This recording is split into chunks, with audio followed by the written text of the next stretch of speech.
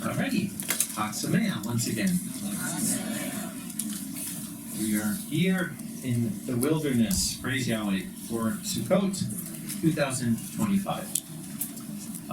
The first message I am given today is called Preparing the Bride in the Wilderness. So, the Bible says to give meat in due season, and here we are at Sukkot, and here we are in the wilderness, and here we are, Yahweh starting to separate the wheat from the chaff.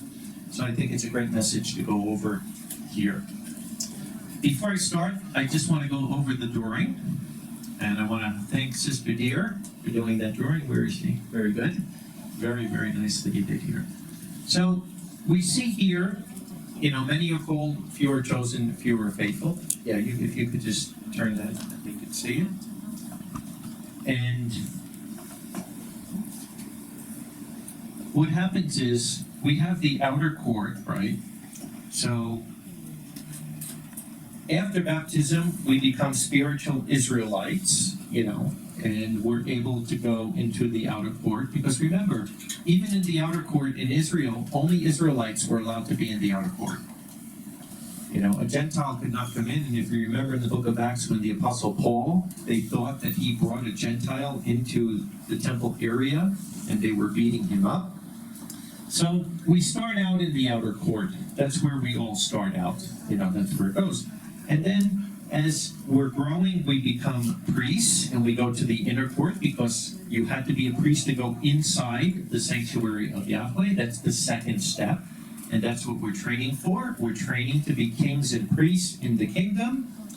And then, of course, though, we don't want to stay in the inner court. We want to get to the Holy of Holies. That's the third step there.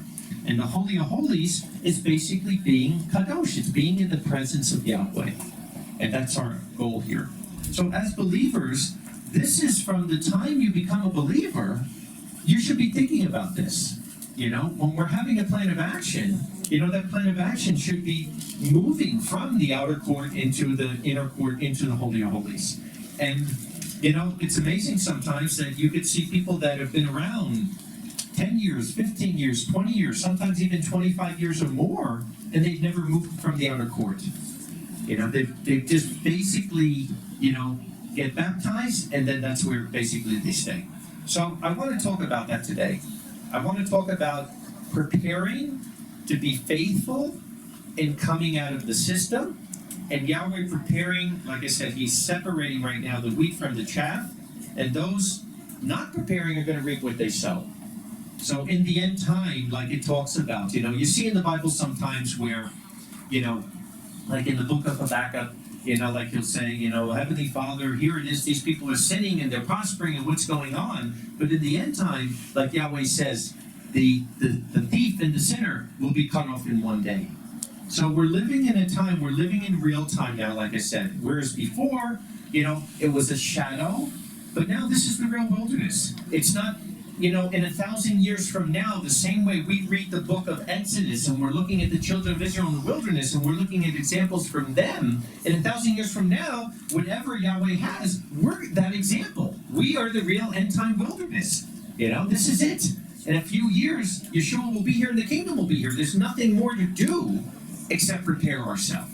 We're in the last of the last, So we got to realize that. And that's why in the end time, it basically says, again, your free will isn't being taken away. Nobody's going to twist your arm, but you will reap what you sow.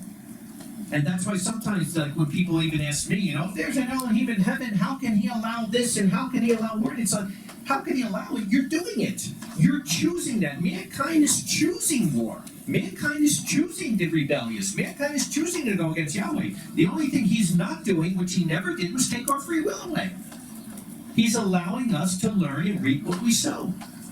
But it's magnified as we get in the end time. So Revelation 7 says, "And after these things I saw 4 cherubs standing on the 4 corners of the earth, holding the 4 winds of the earth, that wind should not blow on the earth, nor the sea, nor every tree. And I saw another cherub coming up from the rising of the sun, the east," right where we are, "having a seal of the living Elohim. And he cried with a great voice to the 4 cherubs to whom it was given to them to harm the earth and the sea, saying, Do not harm the earth, nor the sea, nor the trees, until we seal the servants of our Elohim on their foreheads. And we know from Yahweh's word, right? You know, what does it say? Your forehead, your mind is what you think, and your hands are what you do. And it's the same with the mark of the beast, you know, that the people today, when you're on the internet all the time and you're on those phones all the time, it's brainwashing you. It's literally programming your mind. And then, of course, what you're going to do is going to be things of the way of the world. And it will change you. You know, the same way, when you read your Bible every day, it transforms you into a different person. Because whatever you're putting in is what's going to come out, just like a computer. And today, we have to make sure, because like I said, with the way the world is, you know, Yahweh says this is the worst time man has ever known and ever will know, and we're living it. You know, we're living in that. We see it. And he says, I heard the number of those having been sealed, 144,000, having been sealed out of every tribe of the sons of Israel. And then after that, it tells 12,000 from Judah, 12,000 from Zebulun, every tribe having 12,000 sealed from that point. So there's 144,000, right? And they're from all over the earth. They're from everywhere. These are the first fruits of the believers in the end time. Go to Revelation 12.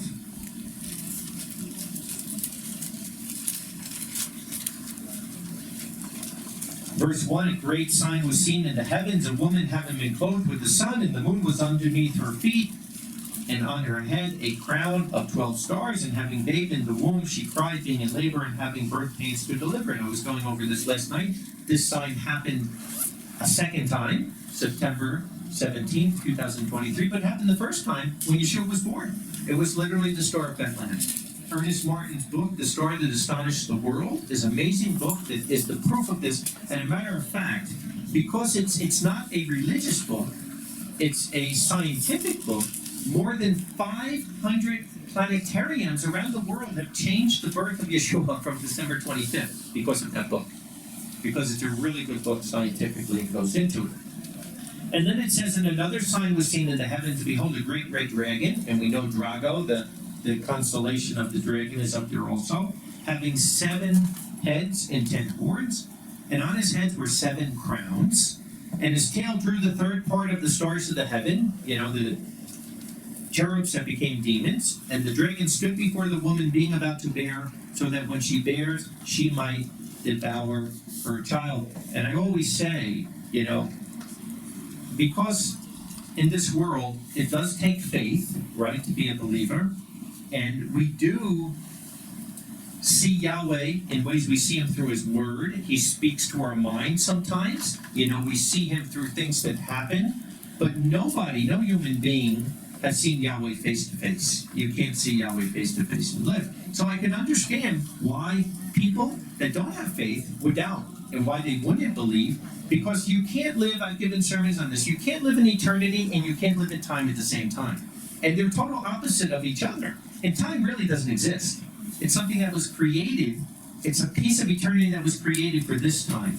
So when you're thinking in time, you can't think in eternity at the same time. And that's why people say, who created Yahweh?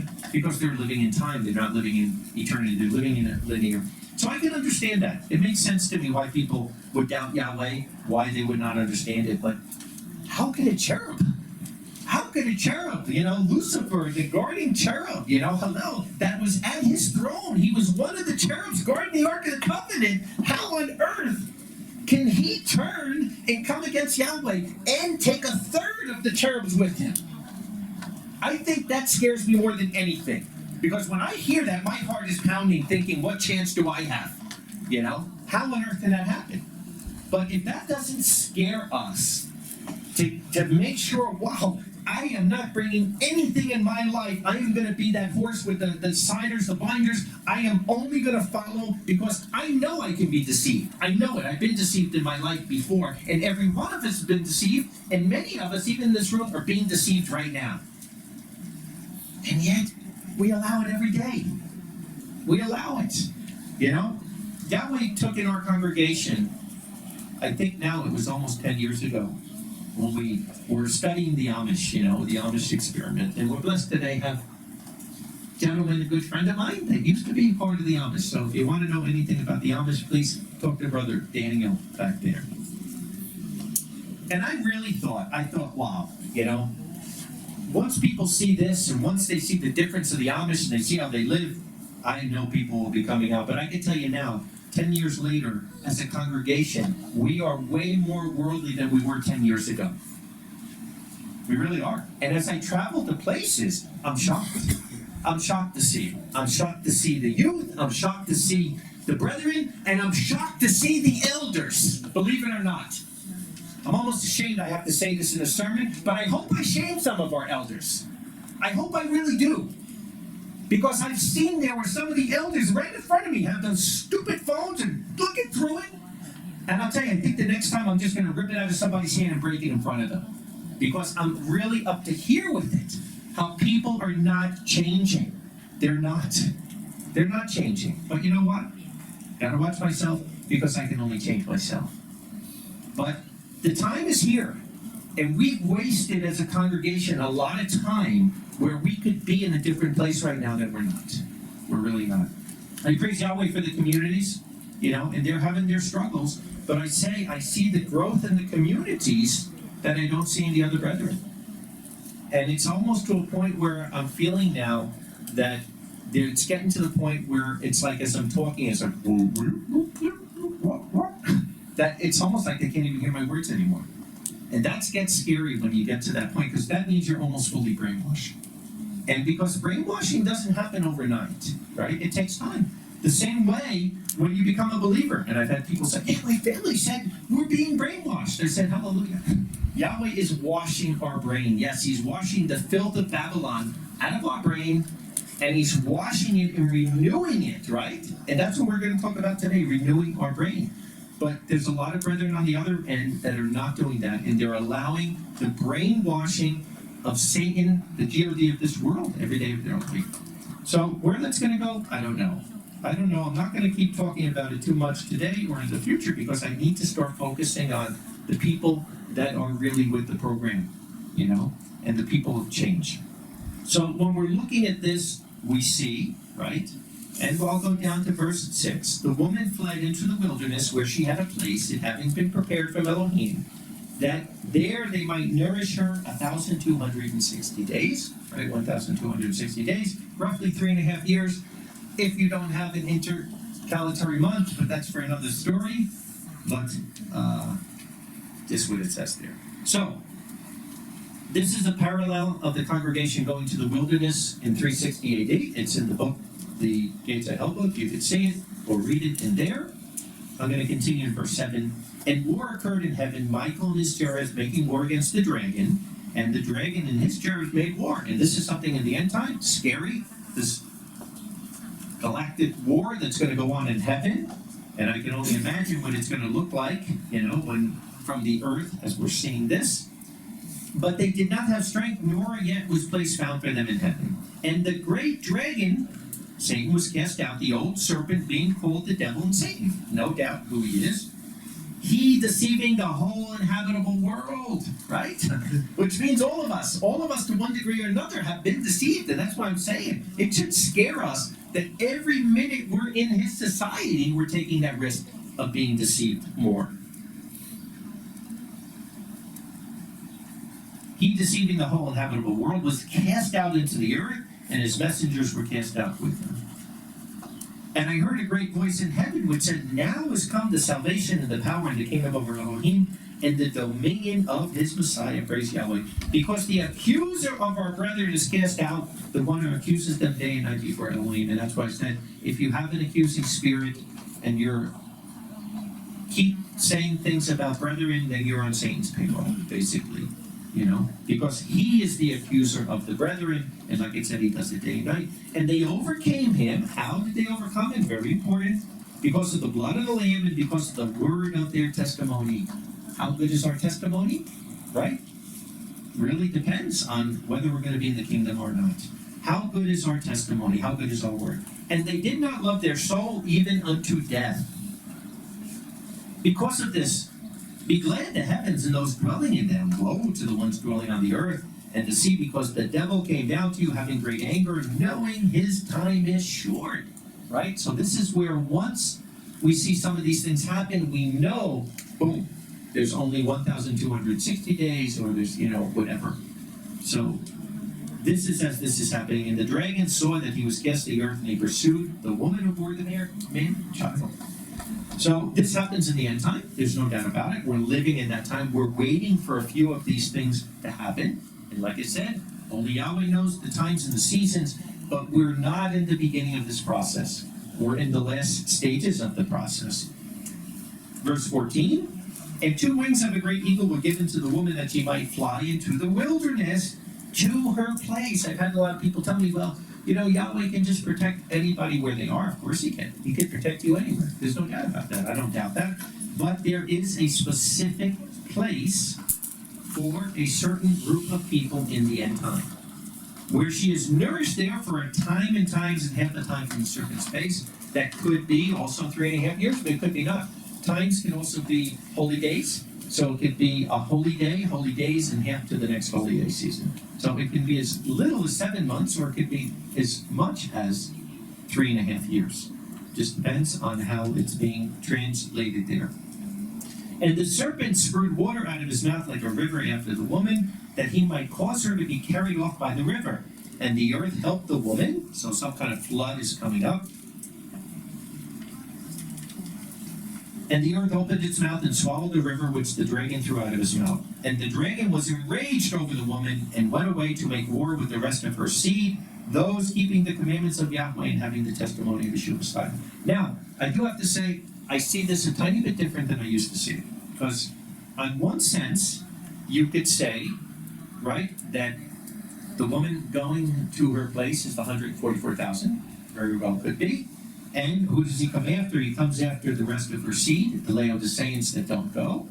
But on the other end, as I'm looking at this, and I'm reading it, when you read about the Laodiceans in Genesis 3, it doesn't seem to be Yahweh's pattern that he would say, and those are the ones that are keeping the commandments of Yahweh and have the testimony of Yeshua. That doesn't sound like Laodiceans. That actually sounds more like Philadelphians. So, when we're looking at this, there is a good possibility, because it never says that all the 144,000 go to that place. It could be a remnant of the 144,000. So we don't know how many people.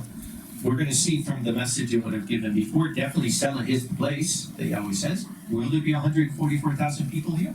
Only Yahweh knows. But there's a chance it could be a remnant of them. And yes, Yahweh can have some of those people around the world that he doesn't take. He might take people, like I said, he could translate people. It's something we don't have to worry about, because if you're accounted worthy to be there, you're going to be there. You don't have to do anything. Like I said, with Babylon, you have to come out of the system. Whether that's physically leaving the land of Babylon as an American, or it's leaving the system of Babylon, which every believer in the world has to do. But literally we have to do that, and Yahweh does the rest. So we really don't have to worry about it, but it could be either way. It could be literally 144,000 in the place, or it could be a remnant of that, and the rest of them are, wherever they are. Because we do know when Yeshua returns, the cherubs come from the four corners of the earth to gather the elect, but we do know there's Laodiceans that do change and come into the truth. So we'll see. We'll see that. Revelation 6, in verse 9, what happens then after this, right after this? And this is why we need to be prepared, because as soon as that happens, wow, things are going to change really fast. And when you look at the end time, one thing that it says over and over is that it happens quickly. It's not like the 70 years prophecy of Daniel. It's not going to be for hundreds and hundreds of years. And specifically as we get into that end time, in the day of Yahweh. The day of Yahweh could be a year. And as I'm looking at it now, the day of Yahweh literally could be one day. But things are going to happen quick in the end time. It certainly is not, like I said, decades and decades and decades.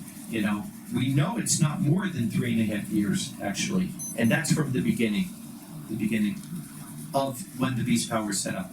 But Revelation 6 in verse 9 says, "And when he opened the fifth seal, I saw under the altar the souls of those having been slain for the word of Yahweh and for the witness they had.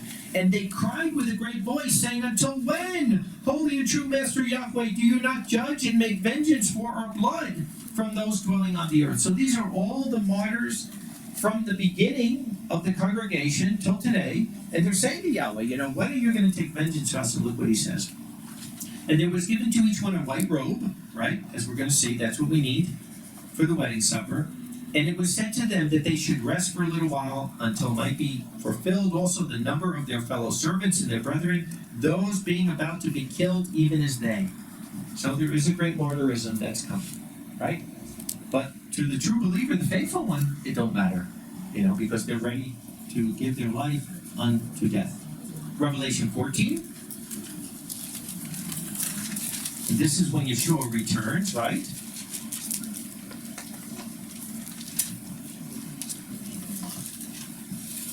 And where is he going to take the 144,000 at that point?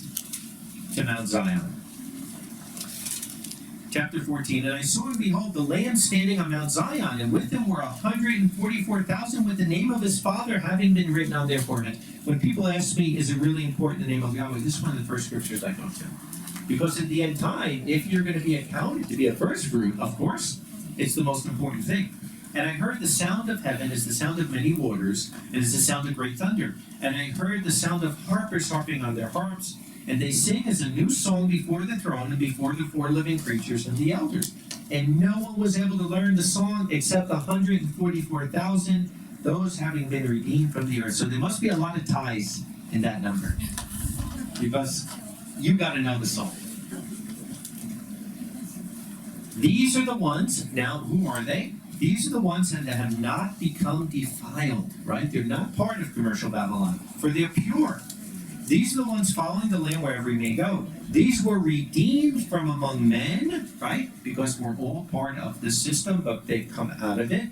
They're redeemed from among them, being the first fruits to Yahweh and to the Lamb. And no decoy was found in their mouth, for they are unmarked before the throne of Yahweh. They're unmarked.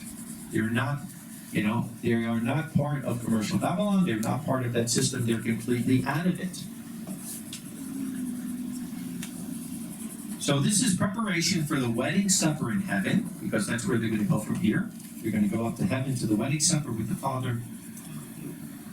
And my question is, will you be one of the first fruit bride to Yeshua? Will you be? Will you be?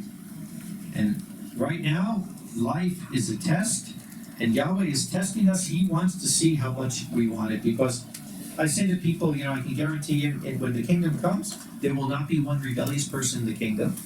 There will not be one self-righteous person in the kingdom.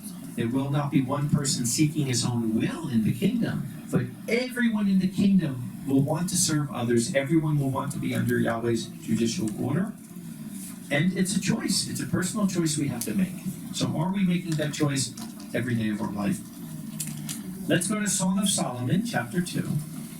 So let's get into now, what is this preparing of the bride? What has to be done to be that first fruit in the bride of Messiah? Song of Solomon 2, in verse 11. It says, "For behold, the winter has passed, the rain has passed, it goes to itself." So, Song of Solomon, it's not a very long book, right? It is only 8 little chapters that are in here. And the whole book, like if you look at the book of Isaiah is almost like a Bible within a Bible. It has all different kinds of things. It has history of Israel. It has a lot of messianic prophecies. From Isaiah 40 all the way till the end is only about the kingdom and the Messiah. Prophecies of the Messiah coming, prophecies of the kingdom coming. So there's all different things in the book of Isaiah. But here, the Song of Solomon, it's a very simple book. It is a love letter from Yeshua to his bride. That's what it is, a love letter from Yeshua to his bride. It is the most special, to me, book in the Bible because of that.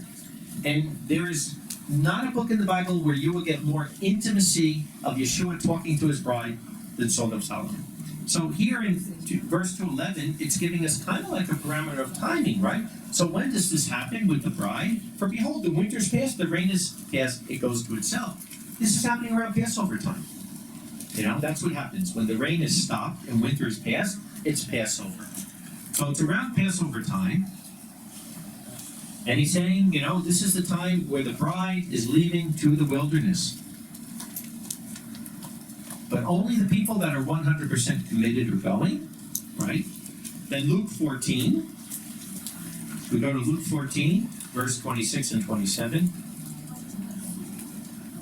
He says, if anyone comes to me and does not love less than me, his father, his mother, his wife, his children, his brothers and sisters, and beside even his own life, he cannot be my disciple. So it's interesting if Yeshua just said, if anyone comes to me and puts anything before me, he can't be my disciple. But he goes into specifically the things that probably 95% of people would put before him, right? It's just a natural thing.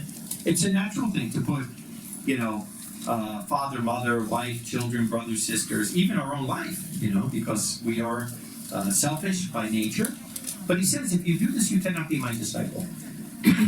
And whoever, excuse me, whoever does not bear his torture stake and come after me, he cannot be my disciple. So what is the torture stake in your life? What is it? You know, is it coming from Babylon? You know, is it having love of money? Is it having a covetous spirit? Everybody has something. And that's what he says. You've got to bear your torture stake and overcome it. And then in verse 33, so then every one of you who does not forsake all his possessions is not able to be my disciple.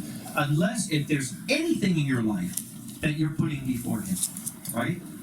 A job, a land, possessions, a house. I've heard people literally tell me for years, you know, with Babylon, that they could never leave their house. So what is it? What is it in our life?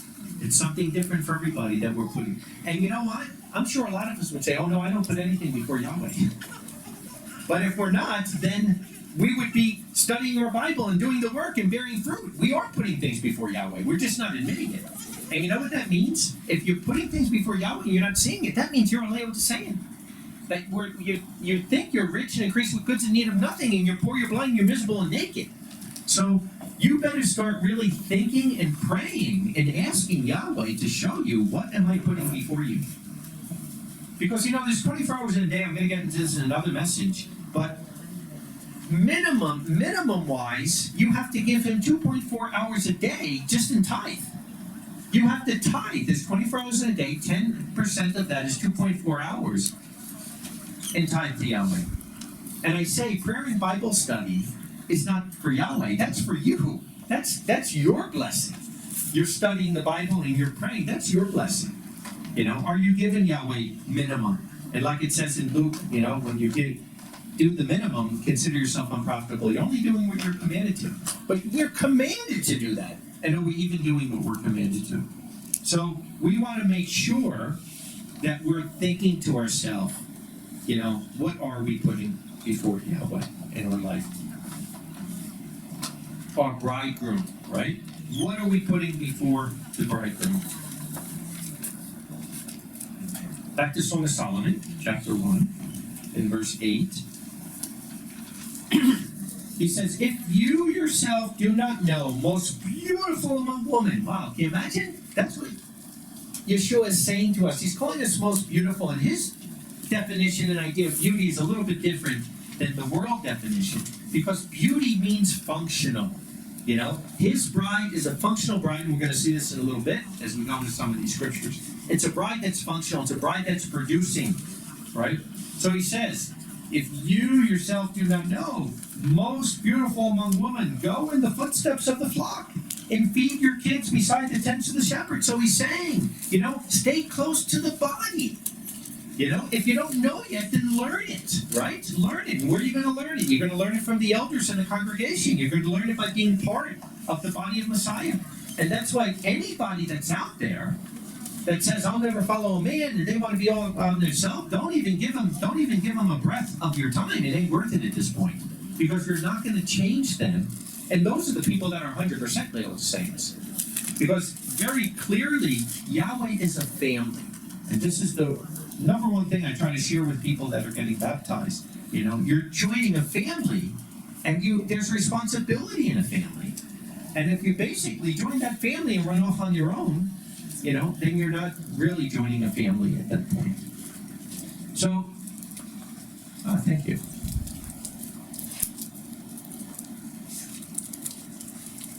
You have to stay close to the flock. You have to stay close to the flock. To be productive in the end time, and you got to leave the security of commercial Babylon. And why are a lot of people thinking this way? And it's not only in Western society, but it's most in Western society. It's most because of the false security that commercial Babylon gives people. And they think because of money and mammon and job and whatever, they don't need anybody. And they can set up their own little kingdoms. But it doesn't work that way. That's not the bride of Messiah. Verse 5 there in chapter 1 says, I am black but comely. I always like to read the scripture when I'm in Africa. Because I tell, what color is the bride? Right? I am black but comely, O daughters of Jerusalem, like the tents of Kedar, right? And those are coming from the sheep, the goats rather. The tents are made with goat hair, and that's what it's talking about. Like the curtains of Solomon. Do not look at me that I am black, that the sun has looked on me. My mother's sons were angry with me. They made me the keeper of the vineyards, but my own vineyard I have not kept. So what are we seeing here? We're seeing that the vineyard is a sign of protection. We see that in Isaiah 5. The vineyard is a sign of protection. But it's also a sign of productivity. So how productive are we being in Yahweh's vineyard? And in the New Testament, Yeshua goes into literal parallels and parables of the vineyard, right? That we see. But the bride is to be productive for the love of the bridegroom. So she's not doing it for herself. She's not doing it because, she fears losing out on her salvation or whatever. She's doing it simply for the love of the bridegroom. That's why I say Song of Solomon is such a beautiful love story. A beautiful love story of Yeshua and his bride. So we also see it's kind of like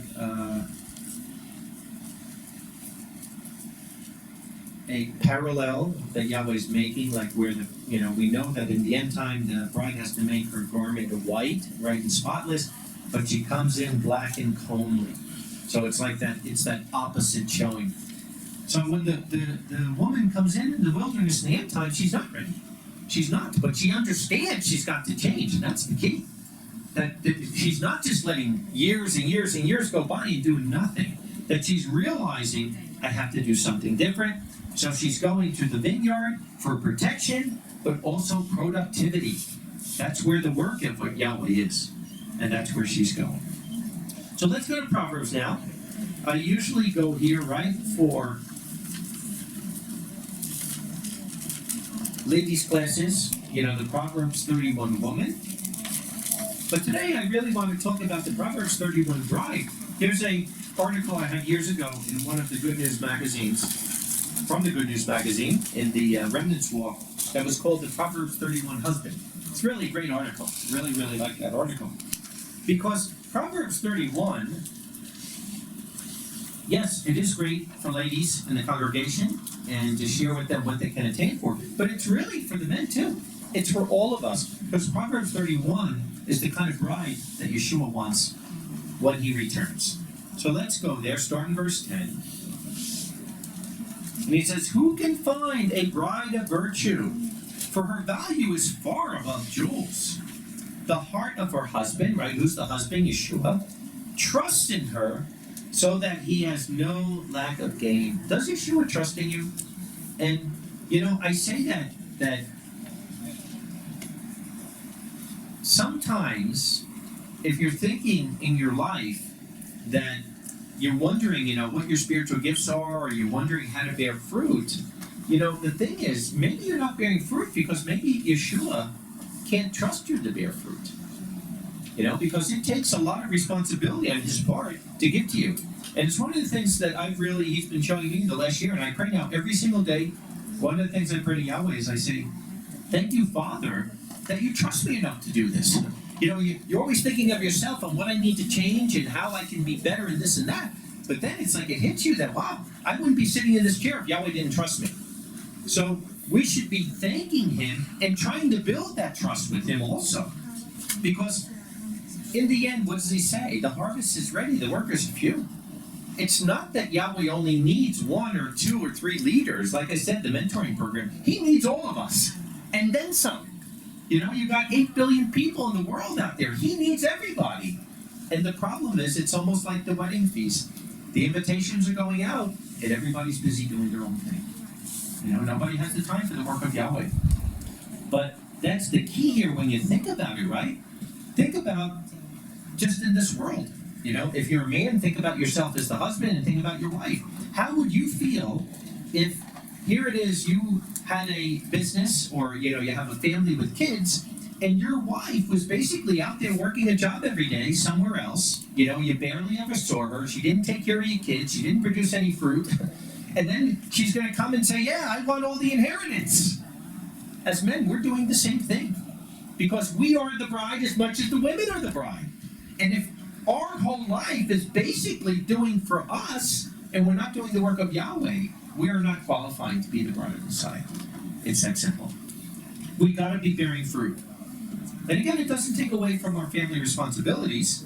You know, we should be able to do one without undoing the other, like Yeshua told the Pharisees in Matthew 23. But I think as men, we need to be reading Proverbs 31 a little bit more. We need to be looking at this. So the heart of Yeshua trusts in her, so that he has no lack of gain. She deals good with him and not evil all the days of her life. She seeks wool and flax, and she works with her hands with delight, right? So she's functional. She's working with her hands. She's producing. She's making. The way that Yahweh is a creator. And he loves when we use creative ability. And I see that a lot in the congregation. Praise Yahweh for that.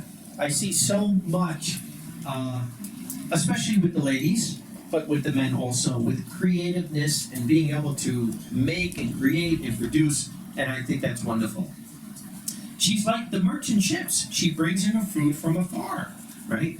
Like we saw with COVID, you know, when those supermarkets say you can't come in unless you have your iPhone, we're going to have to think of something else. We already did, you know, because we don't have one of those phones. So are we thinking of how to bring in our food on the merchant ships from afar? And we had to figure. We were even bartering, even during Shemitah year. Find small farms and figure out, okay, I can barter this with you, and I'll take this and go to another one. I'll take your cabbage and you take my broccoli, you know, whatever it may be. So she's like the merchant ship. She brings her food from afar. She also rises while it is still night, right? Early riser, and gives game to her household and a portion to her maidens. So you could show this scripture to the Seventh-day Adventists that are vegetarians. Can't keep Passover in the Bible if you're vegetarian, right? There's no vegetarian lamb that you could have. But this is what she's doing. She's giving game. She's giving meat. She's given to her household and a portion to her maidens. She's examined the field and takes it and plants a vineyard from the fruit of her hands, right? So she's very functional. She's working with the dirt. She's girded her loins with strength and has made her arms strong, right? So are we doing that as men and ladies? You know, are we showing strength in our life with our families, with our husbands, our wives, our children, our neighbors, our brethren? And our footnote says, strength comes internally from knowing what one wants to accomplish, and externally from hard work and exercise. She tastes whether her gain is good. Her lamp is not put out by night. She has sent forth her hands on the distaff, and her hands have held to the spindle. So she has many talents, and one is knowing how to make her own clothes for her family. And I think a lot of brethren in our congregation do that. Praise Yahweh for that. Nothing wrong with going to secondhand stores. We do that a lot too, getting things for $1, $2, $3, some good stuff. But it's also great to make it. She is not afraid of the snow for her household, for all her household are clothed with scarlet. Praise Yahweh. She gives herself coverings of tapestry. Her clothing is fine linen and purple, right? So it's not, you know, the cheap, Walmart specials and all this stuff, but she's using quality stuff. Her husband is known in the gates. When he sits with the elders of the land, right? She makes fine linen garments and sells and delivers belts to the merchants, right? She's got a really a mind for this. Strength and dignity are her clothing, and she shall rejoice at the day to come. And the note says, the Proverbs 31 woman has no anxiety for the future because she's living a righteous life and can only have anticipation of her reward in the kingdom to come. So this is men and women, for all of us. Is strength and dignity, are they our clothing? Or are we compromisers? It's the message I'm going to give during the feast here. Do you have a compromising spirit? Do we say we believe in one thing and then we're always compromising what we believe? She opens her mouth in wisdom, and the law of kindness is in her tongue.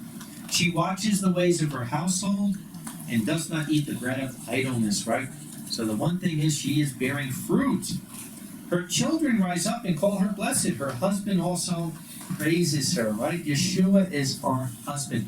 Is Yeshua praising our works? What are our works? What are we doing for the kingdom every day of our life? How much fruit are we bearing for the kingdom? And that's what Proverbs 31 is all about. Yes, ladies can take that in physical relationships. It's great as a foundation, right? Because the physical comes before the spiritual.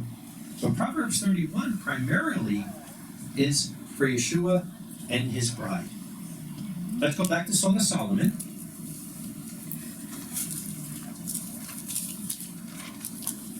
Chapter 2, verse 13 and 14. So where is the bride? Take it. Where is this place that Song of Solomon talks about? It says, the fig tree spices her unripe figs, and the vines give a fragrance by the blossom. Arise, my love, come, my beautiful one, and come yourself, right? So it was something in Church of God, because when I was in Church of God, they believed there was a fleeing in the end time. And actually, it was really interesting because they had a very good relationship with King Hussein. And King Hussein had agreed to let more than 100,000 people from Church of God come here. Now, they thought it was going to be Petra to the south, where they were going. They didn't know about Selah. That was something Yahweh didn't show them. But it was really interesting in those days that in Church of God, we all thought that we were coming somewhere. But look what he says, because people would have unconverted children that weren't following the truth, and they would think they're all going to come, unconverted spouses. But he says, no, come yourself. I can tell you that much, the 144,000 are the 144,000 converted ones. They're not unconverted relatives, So when you come, arise, my love, my beautiful one, and come yourself. Come yourself. And where are you going to? Oh, my dove, in the refuge of Selah. In the refuge of Selah. In the secrecy of the steep place. And Selah is a pretty steep place.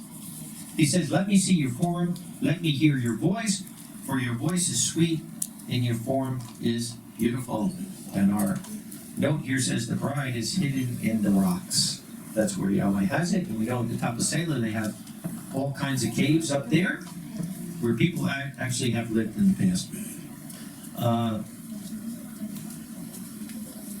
Chapter 3 and verse 6, he says, who is this who comes up out of the wilderness like columns of smoke, sacrificing his incense, myrrh, and frankincense from all the powders of the merchants?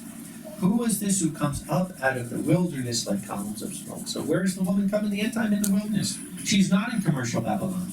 She's not in the cities. She is in the wilderness, and that time has started. When will Yeshua return? Is it going to be 40 years in the wilderness? I doubt that very much. But one thing is certain, it's already started. The wilderness has already started. And I hope everybody in this room has started their wilderness journey one way or another. Because if not, you are falling behind. Ephesians 5 in verse 22.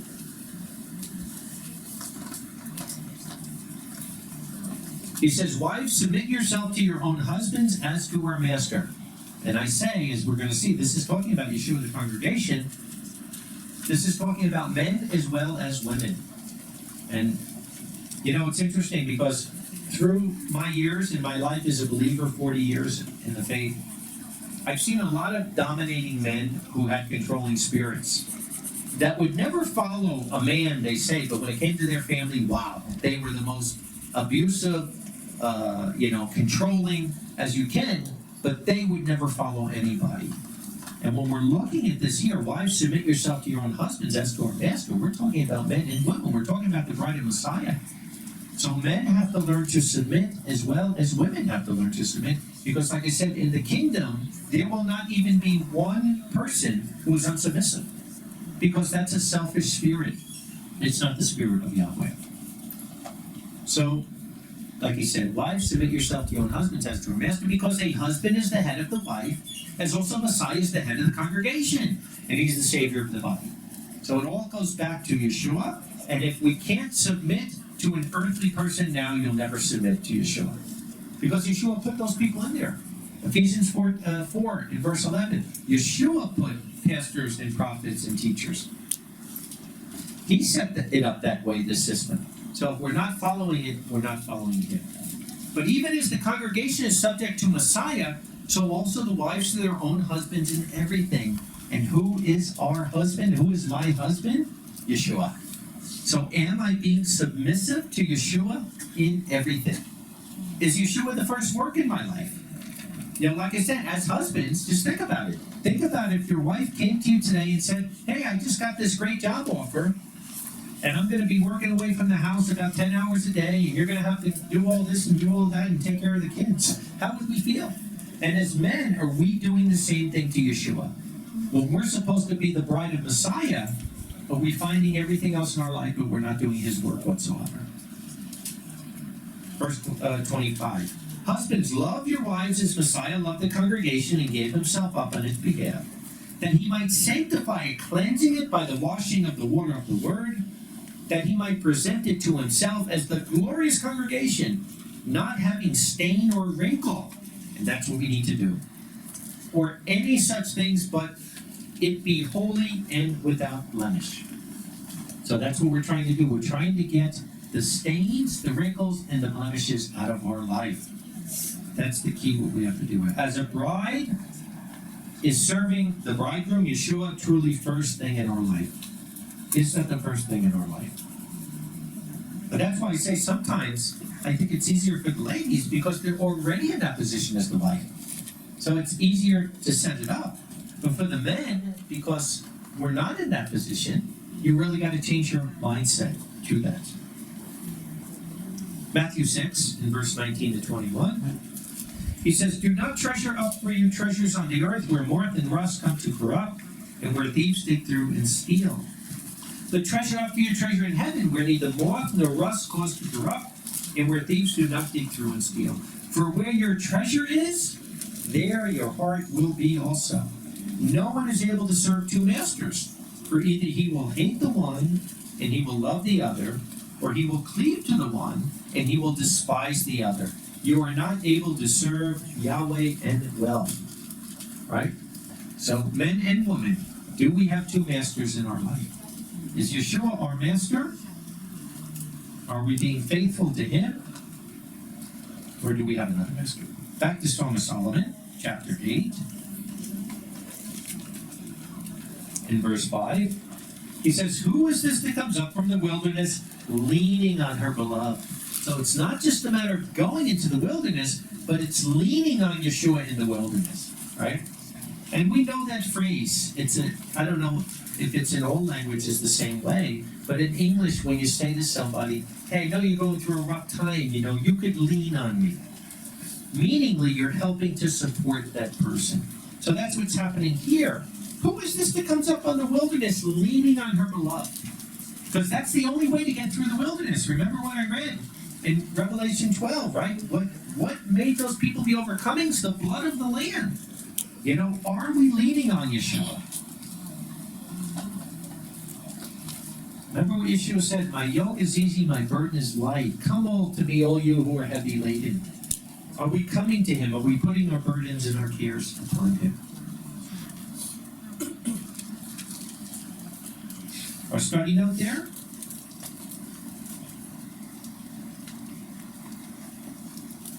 says, the bride, although unprepared and not ready in chapter 1, now comes out of the wilderness ready for the bridegroom and the wedding supper. So she goes in, right, black and comely, she comes out ready from leaning on her beloved. Song of Solomon chapter 4. Such a beautiful chapter. I'm going to read the first 7 verses, and this is Yeshua speaking to us as his bridegroom. He says, "Behold, you are beautiful, my love. Behold, you are beautiful. Your eyes are as doves from behind your veil. Your hair is like a flock of goats which lie down from Mount Gilead. Your teeth are like a flock of shorn sheep which come up from the washing place, of which they all are bearing twins, and a bereaved one is not among them. Your lips are like a cord of scarlet, and your speech is becoming. Your temple are like a piece of pomegranate behind your veil. Your neck is like the Tower of David, built for an armory. 1,000 bucklers hang on it, all the shields of the mighty men. Your 2 breasts are like 2 fawns, twins of a gazelle feeding among the lilies, until when the day blows and the shadows flee away. I myself will go to the mountain of myrrh and to the hills of frankincense. You are all beautiful, my love. There is no blemish in you." Right? Why is there no blemish? Because we're getting out every blemish, every spot and wrinkle. And like I said, we don't have forever.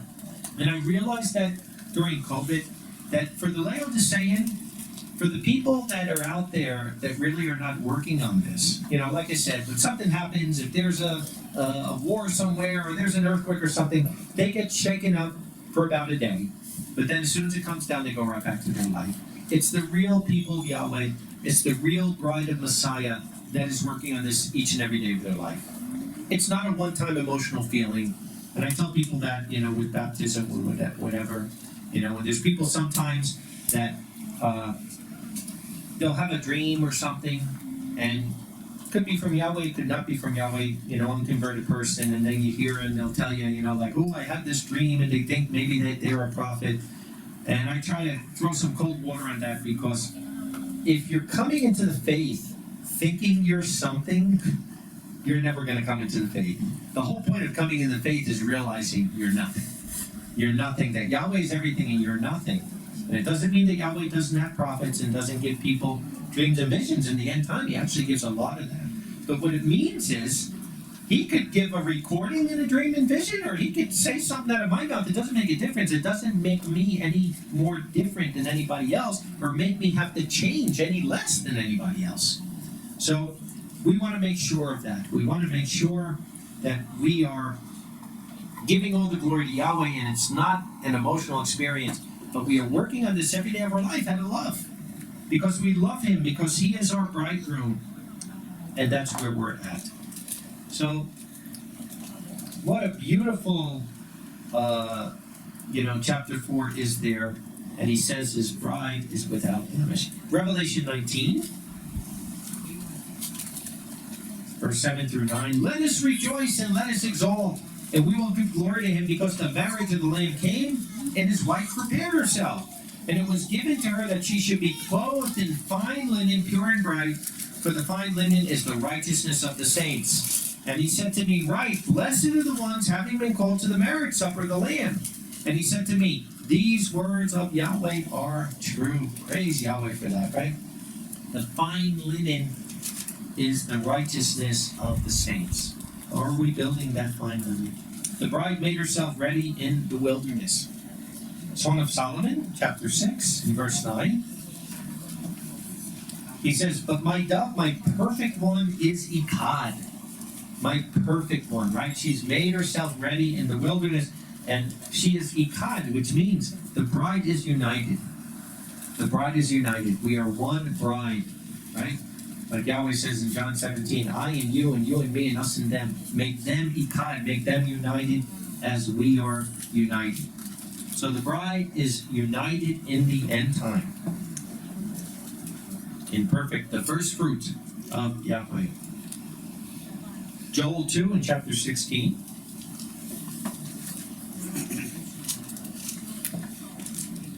Joel 2 in chapter 16 says, "Gather the people, sanctify the congregation, gather the elders, gather the children, gather those who suck the breast.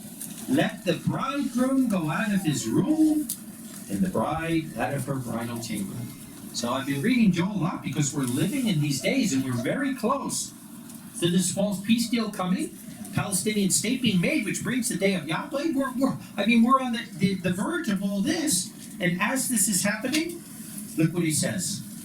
Gather the people, gather the congregation, gather the elders, gather the children, and those who suck the breast.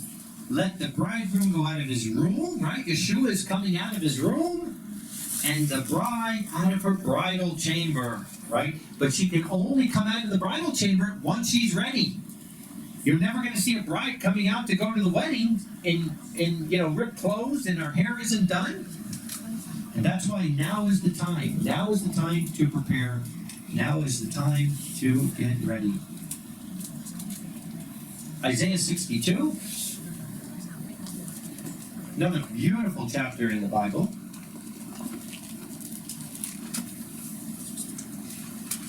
Isaiah 62. Starting in verse 1.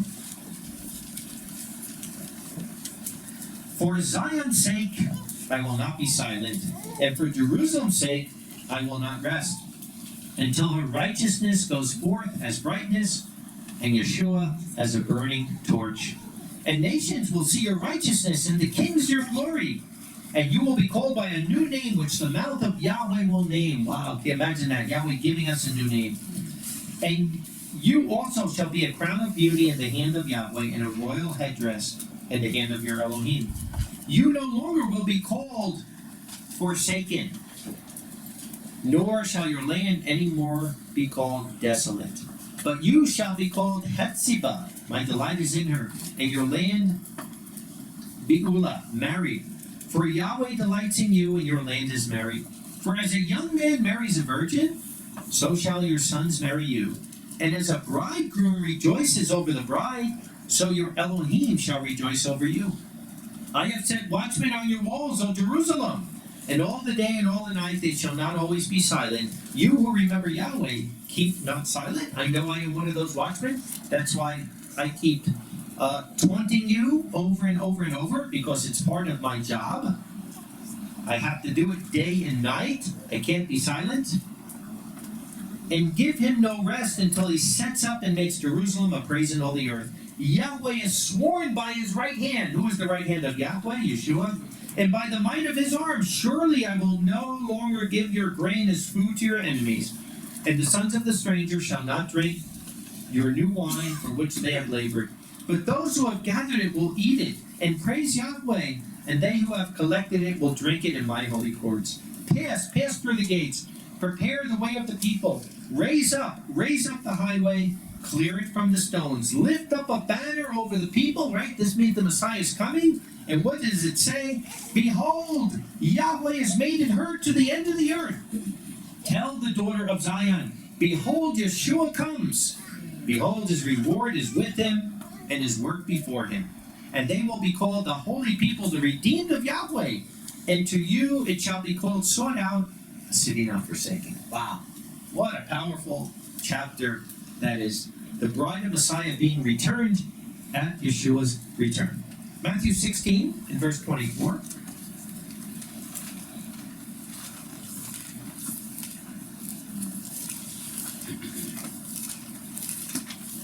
Matthew 16 and verse 24.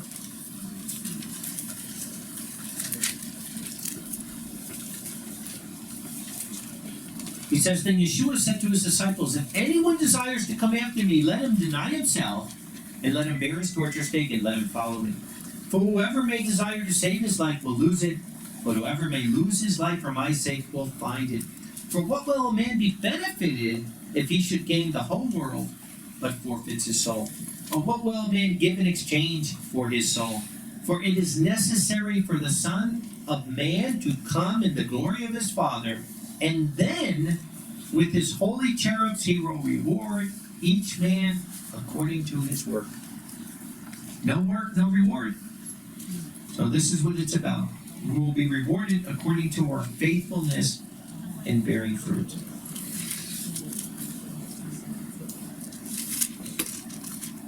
Last scripture is Revelation 22.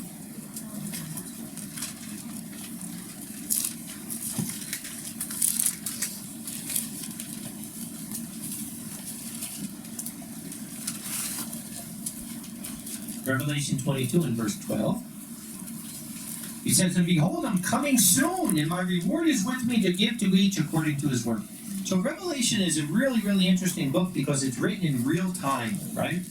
So it's like the vision is being seen 2,000 years before it actually happened. But now we're living in that book. And once the book is open, which the book of Revelation is open, some things have already happened in Revelation. Once it starts, this is what he's saying. "Behold, I'm coming soon, and my reward is with me to give each according to his work." Drop down to verse 16 and 17. And then verse 20. "I, Yeshua, sent my cherub to testify these things to you over the congregations. I am the root and the offspring of David, and the bride and the morning star." So that's, to Jewish people, that's always what they think of, that the Messiah is the son of David, which he is. And that's what he's saying he is, the offshoot and root of David. "And the Spirit and the bride say, 'Come.' And the one hearing, let him say, 'Come.' And the one thirsting, let him come. And the one desiring, let him take of the water of life freely." Praise Yahweh, the living water, like we said. And verse 20, "The one testifying these things says, 'Yes, I am coming quickly. Amen. Yes, come, Master Yeshua.'" So he is on his way. Yeshua is coming out of the bride chamber, and the bride is getting ready to come out of her chamber. The spirit of the bride says, "Come." But the Laodicean does not want to, because he's too much part of commercial Babylon. And it's sad to see that. You know, like I said, during COVID, were people wanting change? Nope. All you heard over and over and over, not necessarily from brethren, but from the world, is we just want things to go back to normal. And like I said, if there's one thing this world is, it's not normal. This world is not normal. They don't understand what normal is. But that's what they're looking for. So we have to serve the bridegroom. Being the actual bride of Messiah should be the greatest priority in our life. To be with Yeshua, serving him forever. Are you being faithful during your betrothal? Many are called, few are chosen, but few are faithful. Remember, in the Bible, there is no such thing as divorce, but you can break a betrothal if there's, if the one party in the betrothal is not faithful. A betrothal can be cut off, but a marriage cannot be cut off. Time for the bride to come out of the bridal chamber and prepare for the wedding ceremony.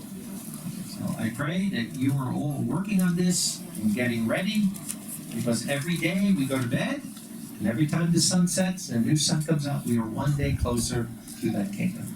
Yahweh bless. Hatzaman.